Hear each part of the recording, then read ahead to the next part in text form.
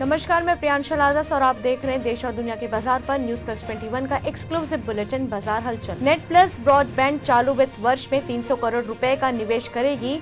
ग्रामीण विस्तार का है लक्ष्य। डियाजियो इंडिया को स्कॉच से 2 अंक की वृद्धि की उम्मीद। केएफसी इंडिया की 2022 में 20 पर्यावरण के अनुकूल रेस्टोरेंट खोलने की योजना। टीवीएस क्रेडिट का चालू वित्त वर्ष में ऋण में 25% की वृद्धि का लक्ष्य। मई में भी विदेशी निवेशकों ने की बड़े पैमाने पर बिकवाली, बेचे कुल 40,000 करोड़ के शेयर। टाटा मोटर्स इस साल आक्रामक तरीके से भर्तियां करेंगी, शोध एवं विकास क्षमता बढ़ाएगी। अब इंस्टेंट ग्रोसरी डिलीवरी भी करेगी रिलायंस। जियो मार्ट एक्सप्रेस पर खाने पीने के अलावा personal care, home care products भी मिलेंगे। बिटकॉइन की कीमतों में तेजी, एथेरियम में भी बड़ा उछाल। विश्व पर्यावरण दिवस पर बोले पीएम मोदी, हमने समय से 5 महीने पहले पेट्रोल में 10% एथेनॉल ब्लेंडिंग का लक्ष्य पूरा किया। 2023 तक 20% ब्लेंडिंग का है लक्ष्य। जियो ग्राहकों को झटका, 749 रुपए वाला प्लान अब 899 रुपए का हुआ। ऐसे ही जानकारियों के लिए देखते रहिए न्यूज प्लस 21, आपके हक की बात।